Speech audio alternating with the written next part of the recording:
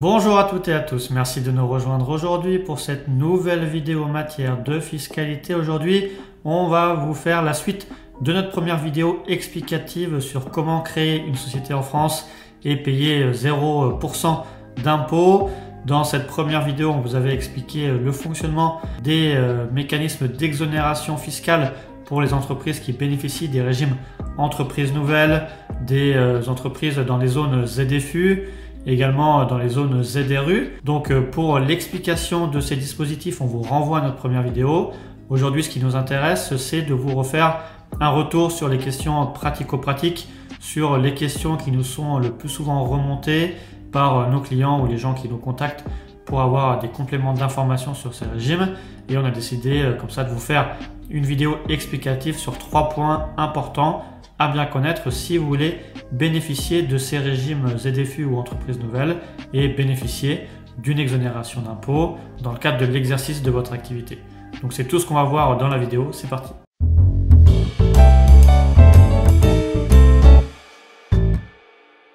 Alors effectivement, comme d'habitude, abonnez-vous, likez, partagez la vidéo au plus grand nombre pour qu'on puisse faire grossir notre chaîne et vous apporter encore plus de contenu gratuit en matière de fiscalité. On vous rappelle également qu'on a plusieurs formations en matière de fiscalité et notamment sur la fiscalité des entreprises et des sociétés à l'IS.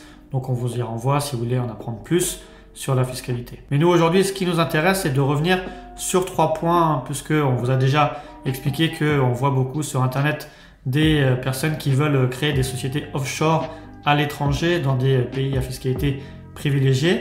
Mais en fait, il existe en France des régimes fiscaux très intéressants pour les entreprises individuelles ou pour les sociétés, selon bien sûr certaines conditions d'application, et qui permettent d'avoir des exonérations d'impôts. Et en fait, dans les conditions d'application du régime qu'on vous a déjà présenté dans la première vidéo, on a pu faire ressortir 3 questions importantes à développer et à vous expliquer un peu plus en profondeur pour que vous puissiez bénéficier au mieux de l'application du régime. Alors effectivement, pour notre premier point, c'est de regarder sur le lieu d'exercice de votre activité si vous souhaitez bénéficier du régime entreprise nouvelle ou ZFU. Puisque vous le savez, si vous voulez bénéficier du régime entreprise nouvelle, vous aurez une exonération d'impôt totale puis partielle pendant 5 ans, alors que si vous êtes sur une zone ZFU, vous aurez une exonération d'impôt sur 5 ans plus 3 ans de manière dégressive. Et pour les entreprises qui veulent justement bénéficier du régime entreprise nouvelle, il faut qu'elles soient dans une zone AFR, donc une zone à finalité régionale. Donc effectivement, pour les sociétés qui veulent bénéficier du régime entreprise nouvelle, il faut que leur siège social et l'ensemble des activités et des moyens humains et matériels d'exploitation soient implantés dans ces zones AFR. Donc ce qui fait que pour l'entreprise, sans prendre en considération celles qui ont des activités non sédentaires, il faut qu'elle ait l'ensemble de son activité, de ses moyens humains et matériels d'exploitation qui sont implantés dans ces zones d'aide à finalité régionale. Mais il faut savoir que si l'entreprise est sédentaire mais qu'elle est amenée de par son activité à intervenir chez des clients qui sont situés en dehors de la zone éligible, la condition d'implantation, c'est en fait une tolérance jurisprudentielle.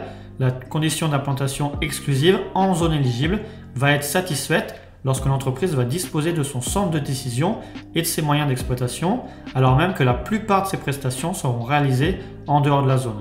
Donc il y a plusieurs arrêts du Conseil d'État qui vont permettre en fait de dire que une entreprise dont l'activité a constitué dans l'organisation d'événements a rempli la condition d'implantation exclusive dès lors que c'est à son siège social situé dans l'un des territoires éligibles qu'ont été réalisées les prestations intellectuelles nécessaires à la conception et la commercialisation des services, alors même que la plupart des prestations se sont déroulées hors de cette zone. Ce qui fait que le lieu de réalisation matérielle de la prestation n'est pas vraiment un caractère déterminant pour apprécier la condition d'implantation exclusive. On va regarder ce qui est en fait le cœur de l'activité et comment est constitué le cœur de l'activité par ces opérations de conception et d'organisation des prestations qui, eux, doivent être effectuées dans la zone éligible, à contrario de la mise en œuvre des prestations qui peuvent intervenir en extérieur de la zone.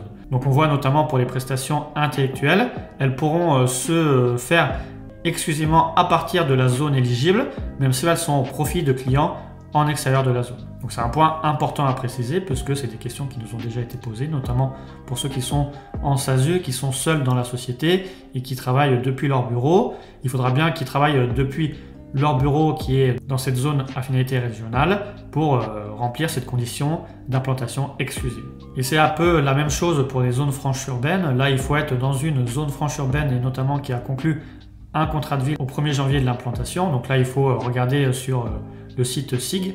Il y a plusieurs conditions à remplir pour la société, mais au niveau de la zone, il faut que la société ou l'entreprise individuelle dispose dans la zone ZFU d'une implantation matérielle et des moyens d'exploitation qui sont susceptibles de générer les bénéfices professionnels. Donc bien sûr qu'elle ait au moins un bureau ou un cabinet, un atelier, etc. Et qu'elle y exerce son activité effective, donc réalisation des prestations ou réception de la clientèle. Donc là, on va regarder d'un point de vue juridique, mais aussi d'un point de vue économique, et le Conseil d'État va être aussi dans les mêmes tolérances que ce qui existe en matière d'entreprise nouvelle. Il ne sera pas exclu que, en raison justement de la nature de l'activité, que l'activité puisse s'exercer chez des clients qui sont situés en dehors de la zone franche. Et pour ça, ça renvoie également à cette jurisprudence du Conseil d'État qui dit bien que est satisfaite la condition d'implantation en zone éligible lorsque l'entreprise dispose de son centre de décision et de ses moyens d'exploitation, alors même que la plupart des prestations sont réalisées en dehors de la zone. Donc finalement, lorsque vous n'aurez pas de salarié et que vous êtes en fait le dirigeant et l'associé unique de votre société, on va regarder par rapport à tous les éléments de l'activité que vous faites et notamment la situation des locaux, tous les moyens d'exploitation que vous avez mis pour votre activité et qui sont utiles pour votre activité et notamment le lieu effectif de l'exercice de votre activité.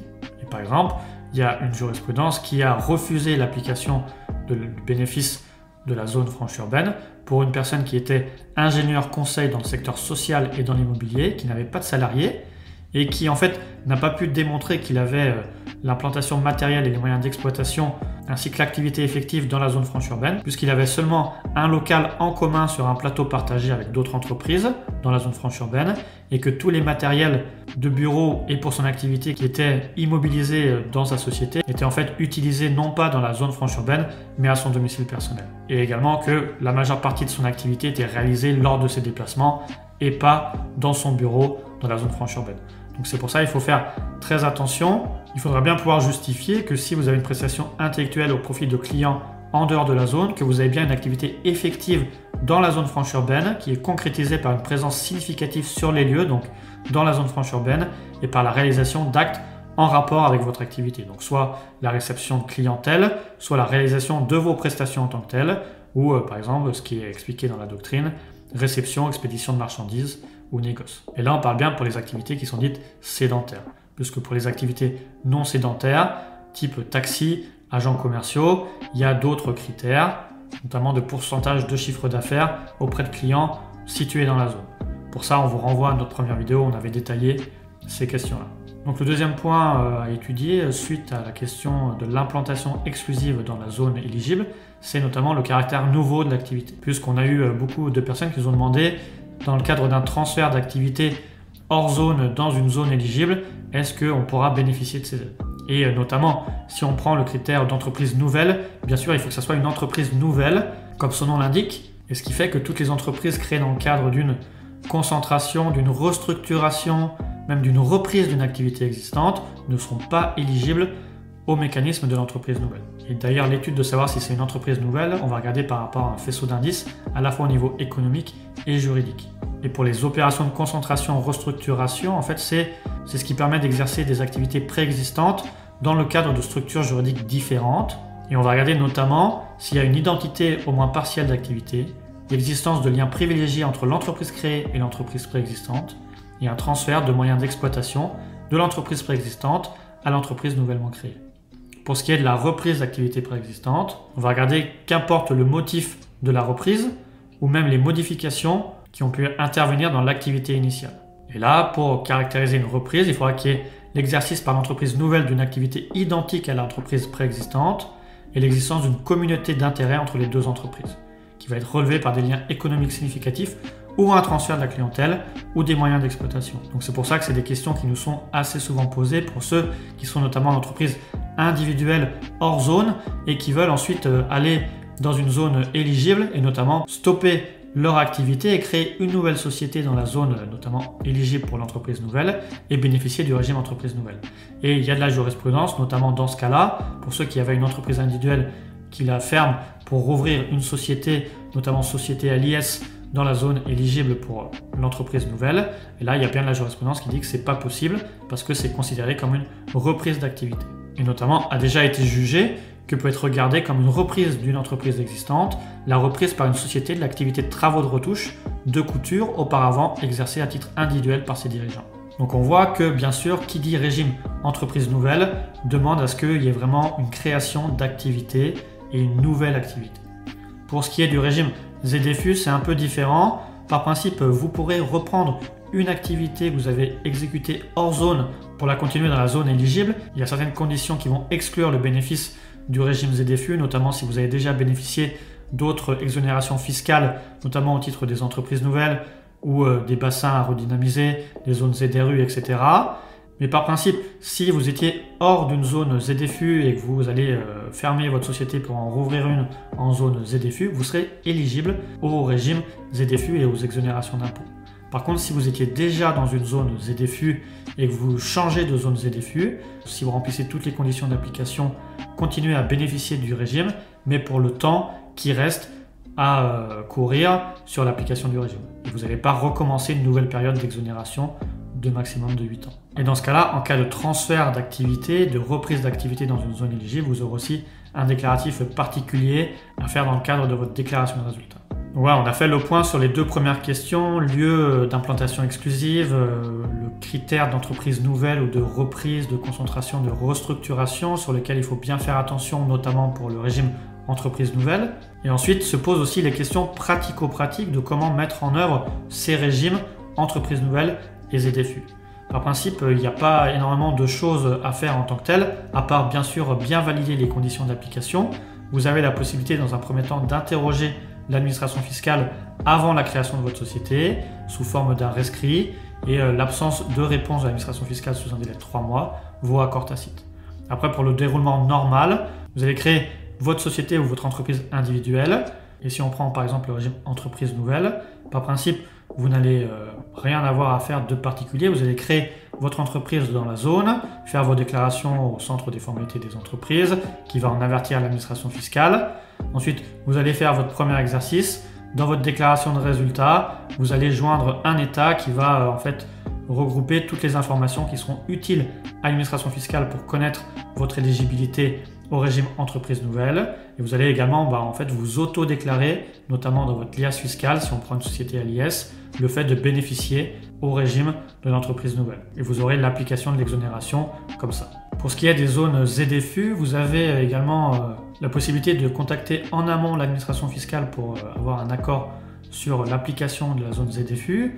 S'il n'y a pas de réponse dans les 3 mois, c'est aussi un accord tacite. Mais sur le processus classique, vous allez également créer votre entreprise individuelle, votre société dans la zone. Vous allez demander à la mairie de la zone une attestation comme quoi vous êtes bien domicilié dans la zone franche urbaine. Ensuite, dans le cadre de votre création et de vos démarches auprès du centre de formalité des entreprises, ce centre des formalités des entreprises va communiquer directement à l'administration fiscale la création de votre société. L'administration fiscale devrait vous renvoyer un questionnaire par la suite pour vous demander des éléments complémentaires d'informations sur l'application du régime. Vous devrez répondre à ces questions pour bénéficier du régime. Et ensuite, dans le cadre de la déclaration de votre résultat, notamment si vous êtes une société à l'IS, vous allez avoir dans votre liasse également à cocher la case pour l'application du régime ZFU et de l'exonération d'impôts. Et vous aurez également une fiche de calcul particulière à transmettre en même temps que votre déclaration du résultat fiscal. Donc ça sera bien aussi à transmettre parce que c'est une condition d'application du régime. Et vous allez également normalement recevoir de l'administration fiscale en fin d'année, suite à votre création, un questionnaire en matière de CFE pour justement demander une exonération de CFE dans le cadre de ces régimes. Donc voilà, on a fait à peu près l'intégralité des 3 questions qui remontent assez souvent, à la fois lorsqu'on a une activité particulière et des clients qui ne sont pas forcément tous dans la zone, sans prendre en compte l'activité non sédentaire, donc lorsque vous avez vraiment votre activité qui se fait hors zone. Ensuite, les questions de transfert de votre activité hors zone vers la zone éligible.